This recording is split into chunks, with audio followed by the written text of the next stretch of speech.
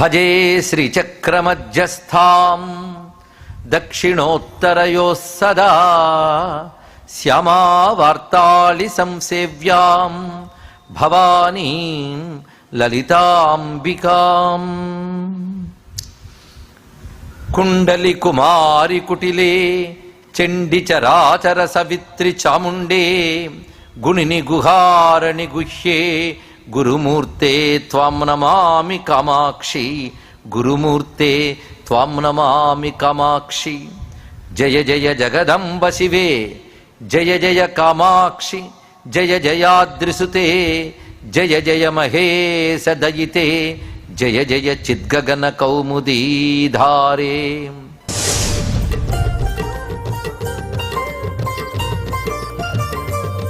కారణపరచిద్రూపా కాంచీపురసిమ్ని కాంచిపీఠగత కాచన విహరతి కరుణా కాశ్మీరస్తబక కోమలాంగలత అంటాడు మూక కవి.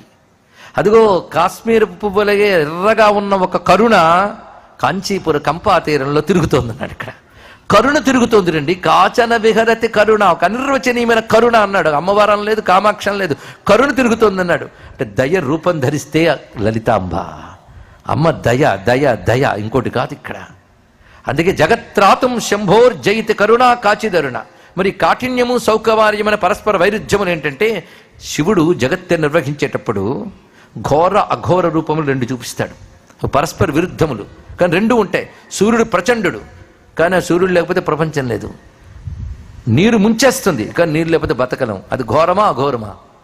రెండు. ఘోరమైన అఘోరమైన శివం, అది తెలుసుకో. జగత్తుని కరుణించడం కోసమే ఆ కరుణ రూపం ధరిస్తుంది. కనుక నీ రూపంలో పరస్పర వైరుధ్యములు కనబడుతున్నా అవి కరుణ యొక్క ప్రకటనలే. శివుని కరుణ రూపము దాల్చి నువ్వుగా సాక్షాత్కరిస్తున్నావని అద్భుతమైనటువంటి ఉపమానం చెప్పారు. ఉదాత్తమైన సౌందర్యలహరి భావనల్లో 94వ శ్లోకం అత్యంత ముఖ్యమైనదండి ఇది. పురారాతేరంతఃపురమసి తతస్త్వచ్చరణయో సపర్యా మర్యాదా తరళకరణానభా తథాహేతే నీతా శతమఖముఖా సిద్ధిమతులాం తవ ద్వారోపాంతస్థితిభిః అణిమాజ్యాభిర అమరాహ. అత్యంత ఉదాత్తమైన శ్లోకం. దీని భావం తెలిస్తే వ్యాఖ్యానించాలని కూడా అనిపించట్లేదండి, గొంతు మోగబోతుంది. అంత గంభీరమైన ఉదాత్తమైన భావం ఇది. శ్రీచక్ర స్వరూపం చూపిస్తున్నారు ఇక్కడ. శ్రీచక్రం మొదటి నుంచి మనం వర్ణించుకుంటూ వచ్చాం. మధ్యలో బిందువు, తర్వాత 8 ఆవరణలు, చివరికి వచ్చేటప్పటికల్లా చతురస్రం. చివరికి చతురస్రం. బిందువు కేవలం అమ్మవారి శక్తే. ఆ శక్తి ప్రకటనలైన సర్వ శక్తులు ఇక్కడున్నాయి. ఇవి లోకంలో ఉండేవి మిగిలిన 8 శివశక్తులే. అసలు స్వరూపం ఒక్కటి బిందువునందు శాంతరస స్వరూపంగా ఉంది. మనం ఎక్కడున్నాం? శ్రీచక్రంలో. ఎదురుగా శ్రీచక్రం పెట్టి పూజ చేసేస్తూ ఉంటాం. కానీ బిందువునందు అమ్మవారు మధ్యాలు. బిందువు చుట్టూ వలయాలు వచ్చాయంటే ఆమె నుంచి వచ్చే శక్తులన్నీ మన కిరణాలు. ఇన్ని కిరణాలకు మూలం బింబస్వరూపమైన అమ్మవారు. అది శివశక్తి యొక్క రూపం. మన గమ్యం ఏది? కిరణాలతో ఆడుకోవడం కాదు. ఈ కిరణాలు అమ్మ కిరణాలను ఆరాధిస్తూ, ఆ కిరణాలను ఆరాధించు అంటే సృష్టిలో వస్తున్న శక్తులన్నీ కిరణాలు. ఇవి అమ్మ కిరణాలు. అమ్మ శక్తులను ఆరాధిస్తూ క్రమంగా కిరణాలకు మూలమైన చరణాలను చేరుకోవాలి ఇక్కడ. అది పరమార్థం. అయితే అంతదాకా ఎవరైనా వెళుతున్నారండి? అమ్మ ఆరాధన చేయగా ఏవో మహిమలు వచ్చే సిద్ధులు వచ్చే అని అక్కడ ఆగిపోతున్నారు. ఇంత చేస్తే మహిమలు గుమ్మం దగ్గర ఉన్నవి. గుమ్మం దగ్గర ఉన్నాయి ఆవిడికి, లోపల ఆవిడుంది. లోపల దాకా వెళ్ళలేం. ఎందుకంటే ఒక మహారాజున్నాడు, చక్రవర్తి. చక్రవర్తి అంతఃపురం. నువ్వు పురారాతే అంతఃపురం. ఆ త్రిపురాసుర సంహారు కూడా అంతఃపురానువు నువ్వు అన్నారు. అంతఃపురంలోకి ఎవరైనా వెళ్ళగలరండి? బిచ్చగాడు వచ్చి అమ్మా బిచ్చం అంటాడు ఒక కోట ముందు నిలబడి. అంతఃపురంలో ఉన్న మహారాణి రాదు. తన దగ్గరున్న పరిచారకులకి బిచ్చమిచ్చి పంపిస్తుంది. వాళ్ళు గుమ్మం దగ్గర ఉన్న వాడికి బిచ్చమిచ్చి వెళ్ళిపోతారు. వాడికి కావాల్సిందేమిటి?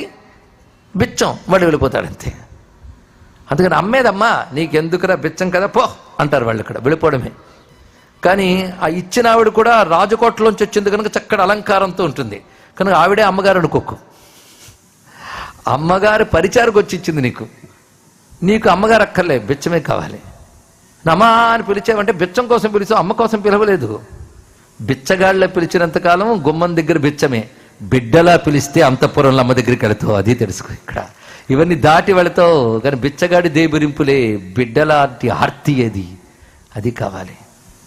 ఇంద్రాది దేవతలకు కూడా తల్లి నీ ద్వారం వద్ద దొరికే అణిమాది సంపదలే చాలు వాళ్ళకి.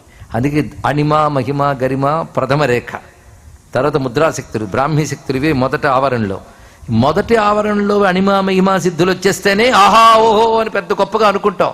ఇంకా లోపల ఒక్కొక్క ఆవరణలో ఎన్నెన్ని సిద్ధులు ఉన్నాయో. బిందువు దగ్గరకు వచ్చినప్పుడు పరమసిద్ధి. వాళ్ళు ఈ మధ్యలో వచ్చే చిన్న చిన్న సిద్ధులు చూసి ఆగిపోరు, వాడితో తృప్తి పడరు, అమ్మ పాద పద్మాలు చేరాలని మాత్రం పెడతారు. అలాంటి సాధకులు కోట్టుకొకరు కూడా ఉండరండి. ఈ మధ్యలో వచ్చే మహిమలు చూడగానే నేను నా సాధన పూర్ణమైపోయింది అనుకుంటాడు, మహిమలు ప్రకటిస్తూ ఉంటాడు.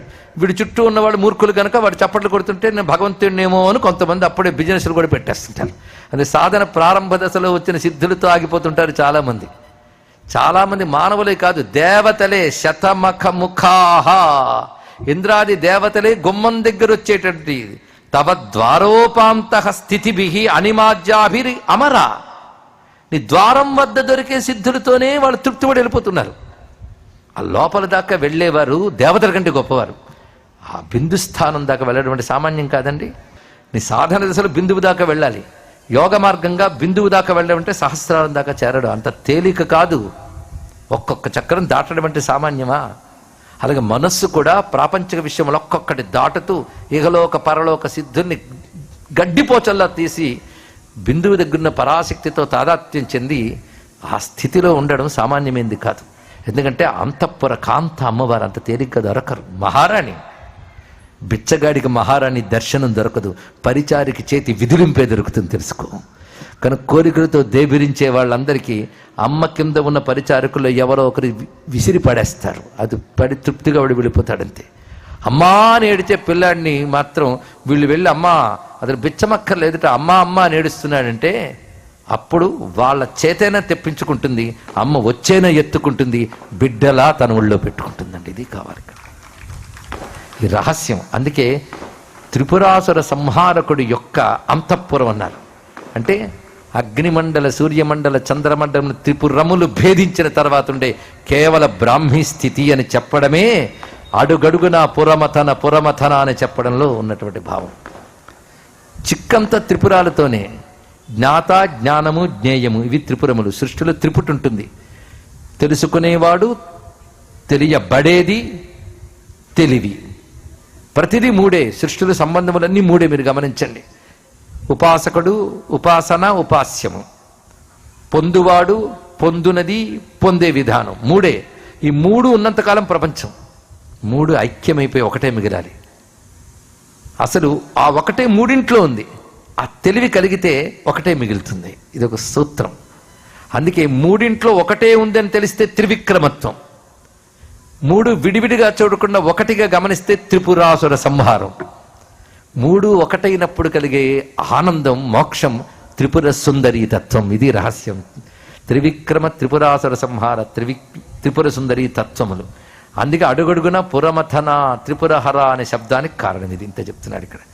అందుకే ఇక్కడ చెప్పేటప్పుడు కూడా పురారాతే అంతఃపురమసి, త్రిపురాసుర సంహారకుడు అంతఃపురమైనవో తల్లి, నీ యొక్క ఆరాధన అనేది తరళ కరణానాం అసులభ. ఈ వాక్యం గుర్తుపెట్టుకోవాలి. చపల ఇంద్రియ చాపల్యం కలిగిన వారికి నీ ఆరాధన అసాధ్యము, బహిర్ముఖ సుదుర్లభ. ఈ వాక్యములు తేలికనుకుంటారు.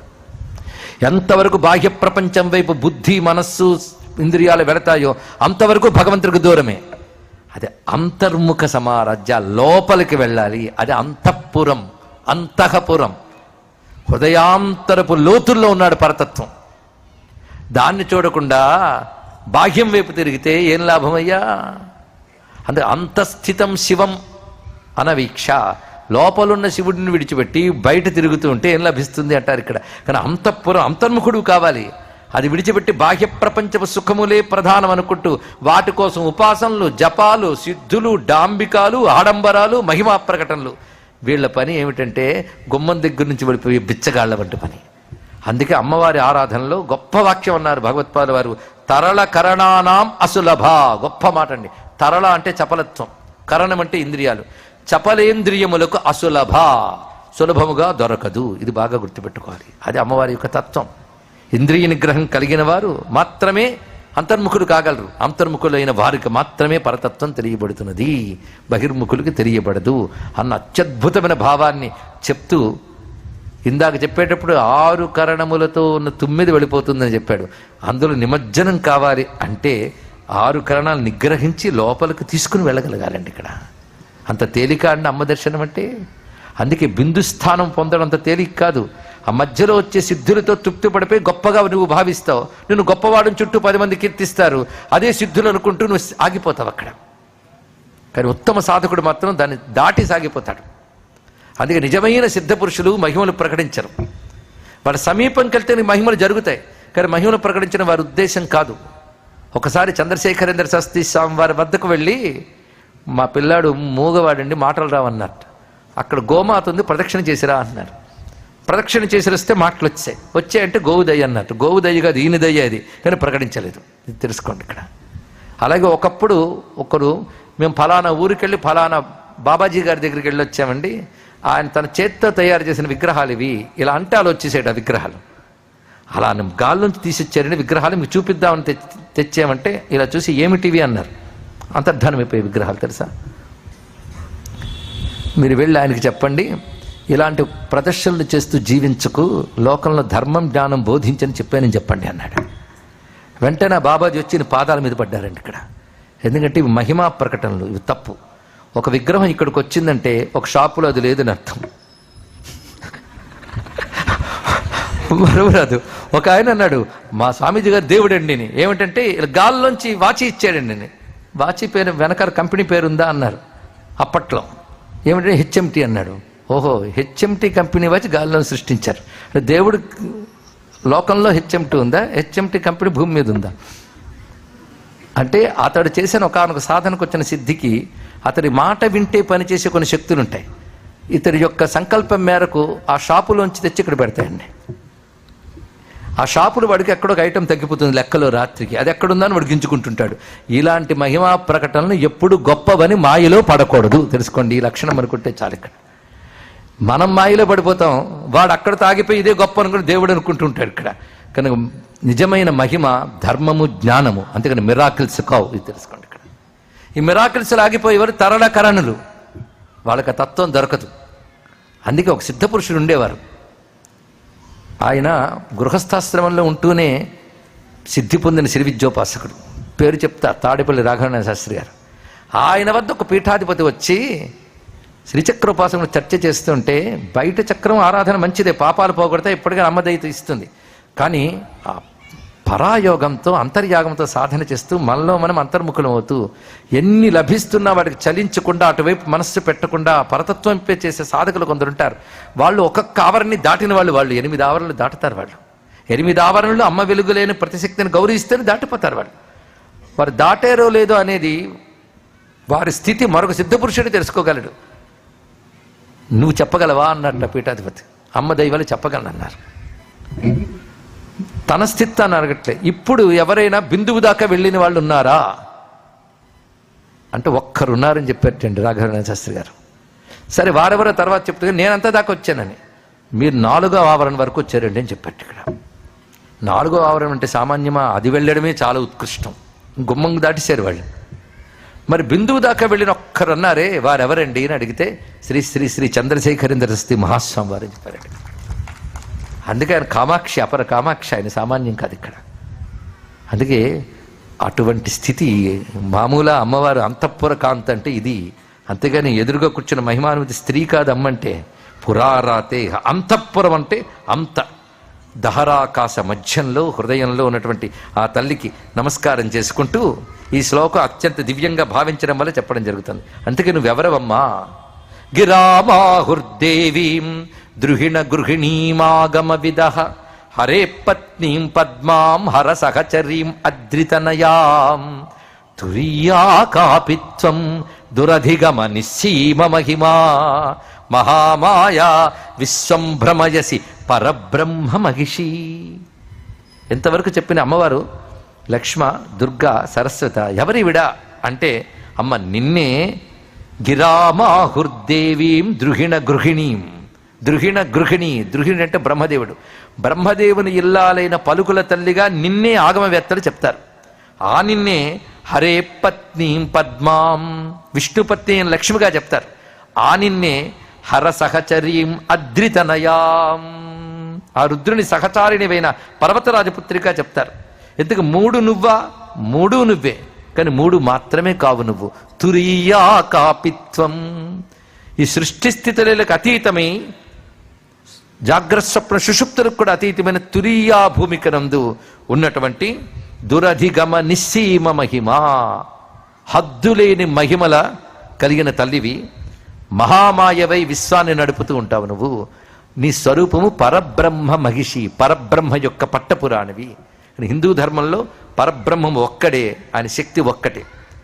ఆ పరబ్రహ్మము తన శక్తితో సృష్టి స్థితిలో చేసేటప్పుడు బ్రహ్మ విష్ణు రుద్రుడవుతున్నది. అప్పుడు ఆ శక్తి సరస్వతి లక్ష్మి పార్వతిగా ఉన్నది. కనుక ముగ్గురులో మనం ఎవరిని నమస్కరించినా ఆ పరబ్రహ్మమును, ఆ శక్తినే నమస్కరిస్తున్నామని తెలుసుకోవాలి అని ఆ ప్రతిపాదన చేశారు. అందుకు లలితాంబికను స్తుతిస్తూ ముగురమ్మల మూలపుటమ్మ అన్నారు. ఇదే భావం కనకధారా స్తోత్రం చేస్తూ గిర్దేవతేతి గరుడధ్వజ సుందరీతి శాకంభరీతి శస్యేకర వల్లభేతి సృష్టిస్థితి ప్రళయకేలుషు సంస్థితాయై తస్యై నమస్త్రిభువనైక గురోస్తరుణ్యై.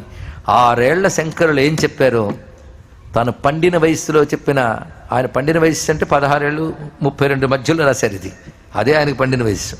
అప్పుడు కూడా అదే చెప్పారంటే 6 ఏళ్లకే పండిపోయిన వాడని మర్చిపోవద్దు. ఇక్కడ అదే భావం అక్కడ ప్రకటింపబడుతున్నది. కనకధారా స్తోత్రానికి, శ్రీ విద్యకి, సౌందర్యలహరికి ఒక సమతులనాత్మక పరిశీలన చేయాలంటే అదో ప్రవచనం మొత్తానికి. ఈ శ్లోకం ద్వారా దాన్ని కూడా మనం స్మరణలోకి తెచ్చుకుంటూ చివరిగా నీరాజనం. నీరాజనం అంటే 3 నీరాజనాలను చెప్పుకున్నాం, 2 నీరాజనాలు చెప్పిస్తాం, 3వ నీరాజనం ఆఖరి రోజున చెప్తామన్నాం. అది ఇవాళ వస్తుందండి. ఏమి నీరాజనం ఇచ్చాడు? మొదటి 2 నీరాజనాలు గుర్తున్నాయా? భవానిత్వం అని ఎవరు చేరుకుంటున్నారో వాళ్ళు బ్రహ్మేంద్రాదులు ఇచ్చే నీరాజనం పుచ్చుకుంటారంటాడు. అలాగే అనిమాది మయూఖములతో ప్రకాశించే నిన్ను అహం అని ఎవడైతే భావన చేసి ఆరాధిస్తాడో వాడు ప్రళయకాలపు అగ్ని ఇచ్చే నీరాజనాన్ని పొందుతున్నాడు అన్నారు. ప్రళయకాలపు అంటే జగత్తునంతటి తగలబెట్టే అగ్ని, అది నీరాజనం ఇచ్చిందంటే వీడు జగత్తుతో పాటు తగలబడకుండా శాశ్వతమైన బ్రహ్మమునందు ఐక్యమవుతున్నాడు అని అర్థం. 2 నీరాజనాలు అయ్యాయి. ఇప్పుడు భక్తిపూర్వకమైన నీరాజనం, సౌందర్యలహరే నీరాజనం. అత్యద్భుతమైన ఒక శ్లోకం ఇస్తున్నారు చివరిగా. ప్రదీపజ్వాలాభి దివసకర నీరాజన విధి సుధాసూతేశ్చంద్రోపల జలలవై అర్ఘ్యరచనా స్వకీయైరంభోభి సలిల నిధి సౌహిత్యకరణం త్వదీయాభిర్వాగ్భి తవ్యజని నివాచాం స్తుతిరియం. ఉదాత్తమైన శ్లోకం ఇది. మరి ఆఖరి శ్లోకం కదా, పరాకష్టే. అమ్మా నీ వాక్కులతోనే నీకు ఈ స్తోత్రం చేస్తున్నానమ్మా అన్నారు. ఇక్కడ స్తోత్రం అంటేనే వాక్కులు. ఈ వాక్కులు ఎక్కడివి? నీవే, నావికో. ఇది ఎలాంటిది అంటే సముద్రంలో నీళ్లు తీసుకుని సముద్రానికి అర్ఘ్యం ఇచ్చినట్లే. ఎంత బాగున్నది. సముద్రం దగ్గరికి వెళ్ళి అర్ఘ్యం ఇస్తున్నావు. ఎక్కడ నీళ్లు? అవే. గంగానదికి వెళ్ళి గంగానదికి అర్ఘ్యం ఇస్తున్నావు. దేనితో? ఆ నీళ్లతోనే. ఎంత ఉంది గంగానది? నువ్వు ఇచ్చే అర్ఘ్యం ఎంత? అంత గంగానదులు నువ్వు తీసేందుకు దోషుడు. లేకపోతే 3 సార్లు 30 సార్లు, అంతే కదా. ఎంత తీసినా అందులో కొంతేగా. కనుక మన పలుకులు అనంతమైన అమ్మ ఇచ్చే పలుకుల్లో శక్తులు అల్పములే. అది కూడా అమ్మవే, అది తెలుసుకో. ఇక్కడ ఈ భావం ఉండాలి. కానీ చెప్పే తీరు చూడండి ఎలా చెప్తున్నారు. ప్రదీపజ్వాలాభి దివసకర నీరాజన విధి. ఈయన మలయాళి, మర్చిపోవద్దు. మలయాళ దేశంలో నేటికి కూడాను వారి యొక్క ఓనం ఇవి జరిగినప్పుడు దివిటీలు వెలిగించి సూర్యుడికి చూపిస్తారు. ఇది ఆరాధన వాళ్ళకి. ఎవరికి? సూర్యుడికి దివిటీలు వెలిగించి చూపిస్తారు. కానీ సూర్యుడికి దివిటీలు వెలిగించినట్లు ఈ స్తోత్రం నీకు ఇస్తున్నానమ్మా అన్నాడు. ఇక్కడ ఇది చెప్పడంలో సూర్యుడికి దివిటీలు అవసరమా? భక్తిలో భాగంగా అర్పణం చేస్తున్నారంతే. 2వది చూడండి. ఇంకా సుధాసూతైశ్చంద్రోపల జలల వైరర్ఘ్యరచన. చంద్రకాంత శిలలు అని కొన్ని శిలలు ఉంటాయి. ఇవి చంద్రుడి వెన్నెలు పడినప్పుడు వాటి మీద ఆర్ద్రత వస్తుందండి. నీరులాగా వాటి నుంచి హ్యూమిడిటీ బయటకు వస్తుంది. ఆ బిందువులన్నీ తీసుకుని అవి కొంచెం వస్తాయి. ఆ బిందువులతో చంద్రుడికి అర్ఘ్యం ఇవ్వడం చాలా గొప్పది అని చెప్తారు ఇక్కడ. కనుక మొదట ఏం చెప్పారు? దివిటీలు వెలిగించి సూర్యుడికి నీరాజనం ఇచ్చినట్లు చంద్రుని కాంతి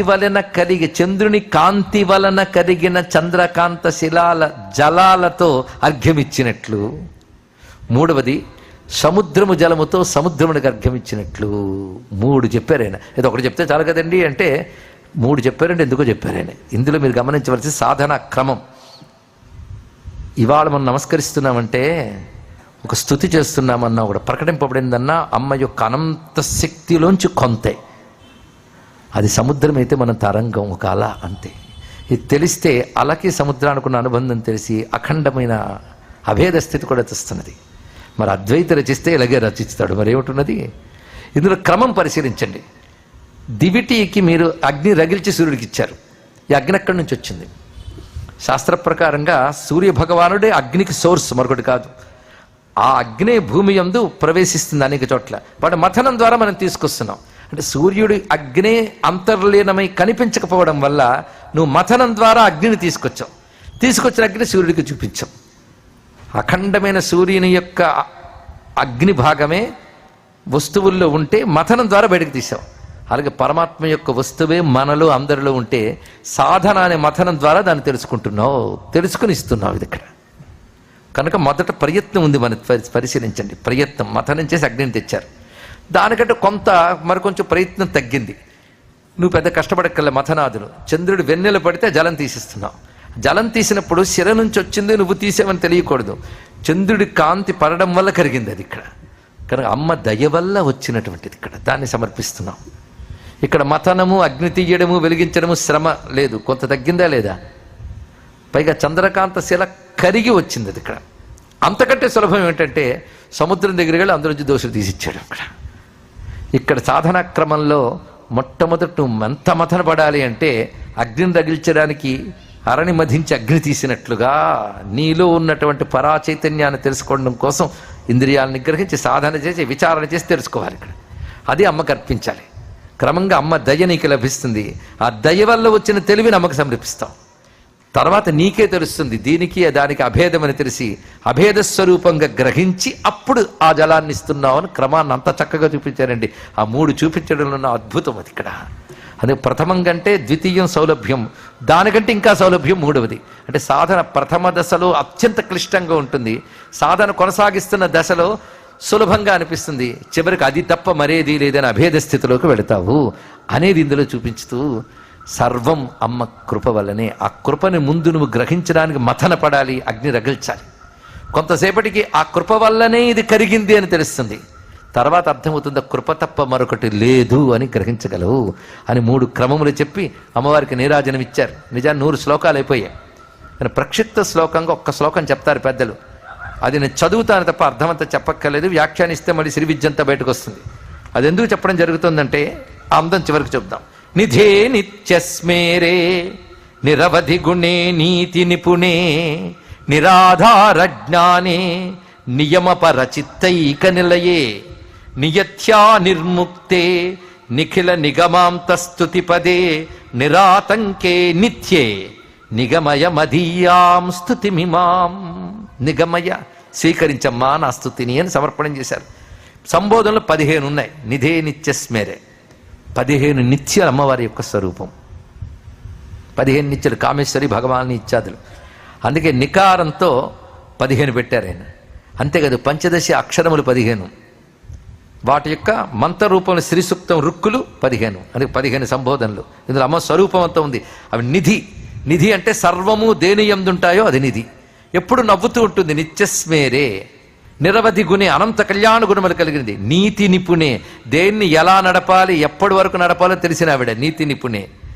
అయితే నిరాధార జ్ఞానే, ఆధార జ్ఞానం అంటే సౌపాధిక జ్ఞానం, ఉపాధుల్ని ఆశ్రయించుకున్న జ్ఞానం అంటే లౌకిక జ్ఞానం. నిరుపాధిక జ్ఞానము నిరాధార జ్ఞానం అంటే కేవల బ్రహ్మజ్ఞానం. నిరాధార జ్ఞానే నియమపర చిత్తైక నిలయే. ఎక్కడుంటుంది అమ్మవారంటే ఎవరు నియమంగా ఉపాసిస్తారో వాళ్ళ చిత్తంలో ఉంటుంది. నియమపర చిత్తైక నిలయే నియత్యా నిర్ముక్తే. ఇది ఇలాగే నడవాలి అనే దానిపై నియతి. అది లోకానికి వర్తిస్తుంది. తూర్పును సూర్యుడు ఇస్తాడు, అగ్ని వెలుగునిస్తుంది, నీరు దాహం తీరుస్తుంది. ఇది మీరు అతిక్రమించలేరు. కళ్ళు చూస్తాయి, కాళ్ళు నడుస్తాయి. తిప్పడానికి ట్రై చేయండి. కాళ్ళతో చూసి కాళ్ళతో నడవడం వల్ల కాదు. ఇది నియతి. ఈ నియతి దేనికి? లోకానికి. అమ్మవారికి ఏ నియతి లేదు, ఆవిడ్ని ఇలా ఉండి శాసించేదేదీ లేదు, ఆవిడ ఇష్టం. నియత్యా నిర్ముక్తే నిఖిల నిగమాంత స్థుతి పదే. సమస్త వేదాంతముల చేత స్తోత్రింపబడేది. ఏ ఆటంకములు అంటే ఆటంకములు ఆపదలు ఏమీ లేని తల్లి, నిత్యే శాశ్వతమైన తల్లి, నా స్థుతిని స్వీకరించమ్మా అంటూ 15 సంబోధనలతో మంత్రమేమైన శ్లోకాన్ని అందించారు ఆదిశంకర భగవత్పాలు వారు. సర్వం శ్రీ లలితా మహాత్రిపుర సుందరి పరాభట్టారిక శ్రీమద్ రాజరాజేశ్వరి పరదేవతార్పణమస్తు.